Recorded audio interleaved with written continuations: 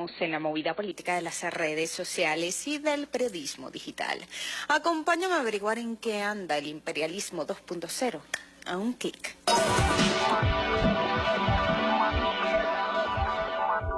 Alabama, sobre 6 acres se erige el Monumento Nacional por la Paz y la Justicia. Este lugar fue inaugurado el jueves de la semana pasada y rinde tributo a los antepasados afrodescendientes víctimas de la esclavitud, a las personas aterrorizadas por las prácticas de linchamiento, a los humillados por la segregación racial y a los afroestadounidenses de la actualidad, sobre los cuales se lanzan presunciones ligeras de culpa en la contemporaneidad y también se les agrede a través de la violencia policial. Ahí están instaladas 805 columnas de acero suspendidas de un techo, cada una de ellas representando a un condado, y grabadas sobre ellas los nombres de más de 4.400 víctimas de linchamientos entre los años 1877 y 1950. Aunque la gran mayoría eran afrodescendientes, entre las víctimas también se cuentan a mexicanos, a judíos, a indígenas y a progresistas blancos. La organización que emprendió este proyecto, llamada Iniciativa por la Igualdad y la Justicia, comenzó sus investigaciones en el año 2010. Tras escudriñar en las hemerotecas locales, los archivos históricos, los registros judiciales y luego de entrevistar a historiadores, sobrevivientes, descendientes de las víctimas y evaluar también los informes escritos por afroestadounidenses en el periodo en estudio, los investigadores han registrado 800 casos adicionales que habían quedado suspendidos en una atmósfera de injusticia, de invisibilización e impunidad.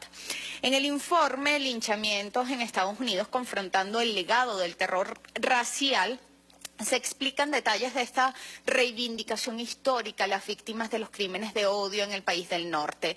Enumeraremos los principales aspectos. En primer lugar, los linchamientos fueron amparados por el Estado. Explican que, a diferencia de los ahorcamientos de blancos y de forajidos en comunidades donde no había un sistema de justicia penal en funcionamiento, los linchamientos de terror racial en el sur de los Estados Unidos fueron actos de violencia en el centro de una campaña sistemática de terror perpetrada en favor de un orden social injusto.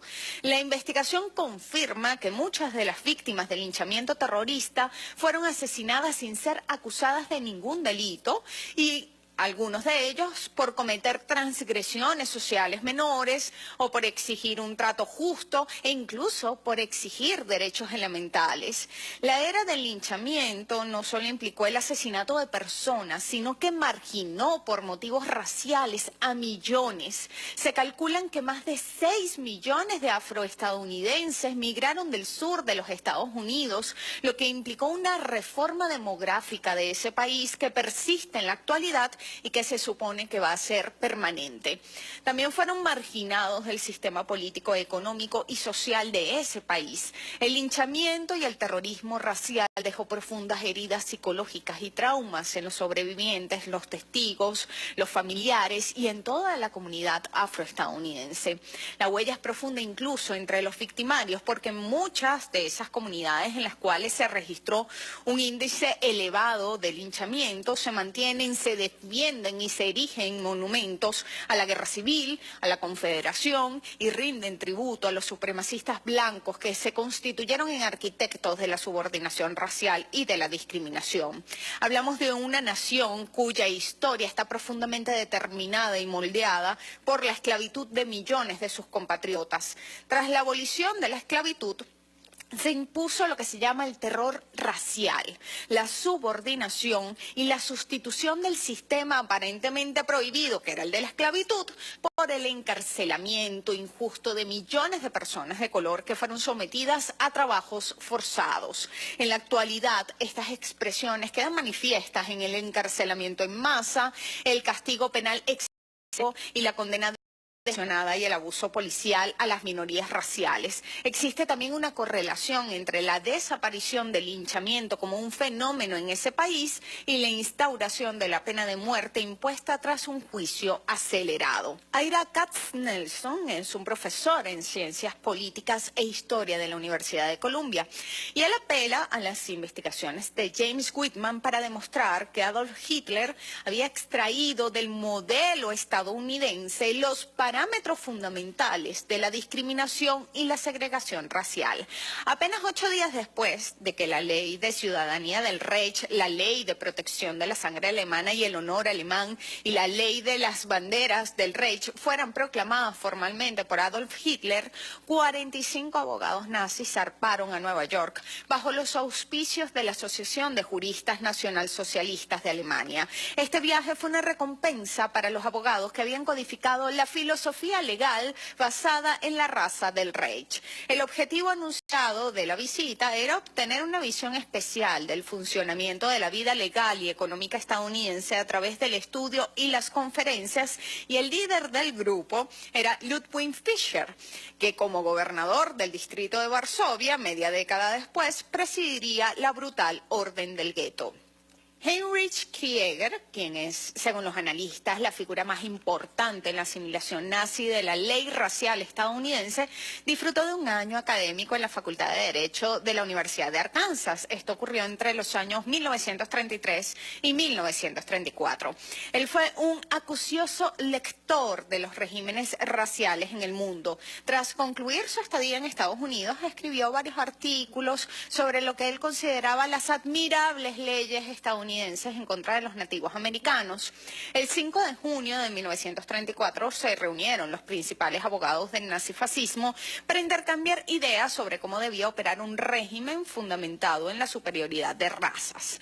La transcripción de esta conferencia demuestra cómo el sector más radical estaba fascinado con los estudios de Krieger y su lectura sobre el modelo estadounidense como una base para la construcción de un sistema de segregación y supremacía. Ahí debo recordar que entre los autores que estuve leyendo este tema decían que ni siquiera en Sudáfrica habían leyes tan férreas desde el punto de vista racial. David Brooks, que me inspiró y me invitó a navegar este clic, escribía el fin de semana pasado que a uno le tiembla la mano escribiendo, reportando ciertas cosas, y uno duda si dar aún más detalles sobre lo más oscuro y bárbaro solo sirve para alimentar el nihilismo o al fin de cuentas solo lo normaliza más, o si acaba funcionando como anestesia o peor, que nos volvemos solo simples mirones del paisaje del horror. Antes uno hacía eso leyendo la alarma, oyendo a ver ciertas películas. Ahora resulta que tal vez algunos de los films de horror más extremos